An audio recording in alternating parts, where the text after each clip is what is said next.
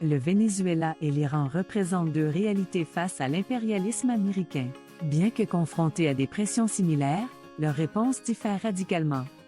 Au Venezuela, la pression maximale exercée par Washington a conduit à une série de frappes ciblées et à l'arrestation de Nicolás Maduro, livrée par des traîtres internes. Cela a ouvert rapidement le secteur pétrolier aux multinationales, entraînant un bouleversement politique, même si l'économie reste fragile et instable. Le pays est pris dans un tourbillon de conflits internes, exacerbé par l'intervention étrangère. En revanche, l'Iran se présente comme une puissance militaire régionale solide. Confronté à l'offensive américano-israélienne, Téhéran refuse de céder, maintenant son influence sur le détroit d'Ormuz en s'opposant à l'Amérique. L'Iran exige, aujourd'hui, un cessez-le-feu général avant de reprendre les négociations.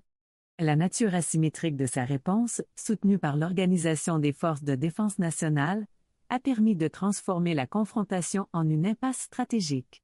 Alors que le Venezuela semble se diriger vers une soumission totale, l'Iran se bat pour sa survie et son autonomie. La récente visite du président américain en Chine souligne la complexité de ces défis géopolitiques. La conversation récente entre Trump et le Hezbollah illustre la confusion persistante au sein de l'administration américaine. On affirme même que le président américain aurait insulté le premier ministre israélien pour son entêtement à poursuivre la guerre au Liban. Les spéculations vont bon train, une invasion terrestre en Iran serait-elle envisagée, au risque de déclencher une escalade majeure? Ou l'administration choisira-t-elle de se replier, face à la réalité d'une puissance américaine en déclin? Ce contexte met en lumière les enjeux géostratégiques que suit de près l'équipe de Cohen-Lambie.